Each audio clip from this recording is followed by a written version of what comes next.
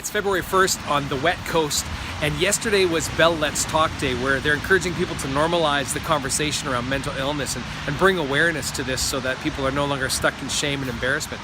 I wish I would have been able to do this yesterday, but twice in my life have I been in places where I have been depressed because of the situations around me. Once was when I was in my late teens.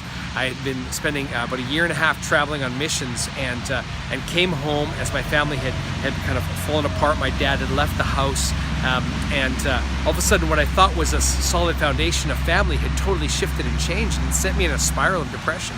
And part of the keys in my life there to getting out of that was having good people to talk to, having people to relate to, having great team of medical people to help me out with the mental health for that season.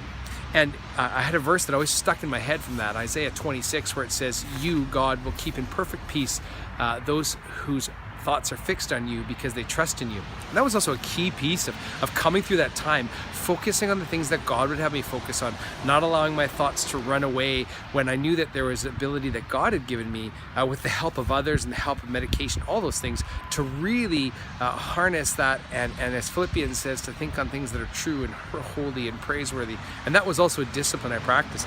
The second time was after the death of my first wife.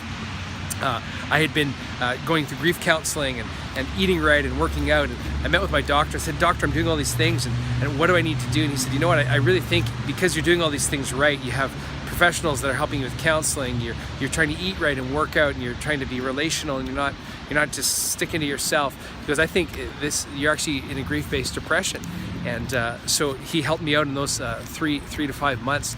And I tell you, when you start talking about it and telling the story, there's a freedom that comes and a liberation that comes. So that's just a snippet of my story. So I want to encourage you today, if you were watching the news feeds yesterday, and if you need to reach out, do reach out. And if you know someone who reached out, tell them you're proud of them, because everyone's got a story, and the more you share it, the less the enemy can keep you in shame, and the more you can be empowered to help others who need help. And I just want to give a shout out to my friend Brendan Branscombe, because I loved hearing your story yesterday on Facebook. So bless you all. Have a great week.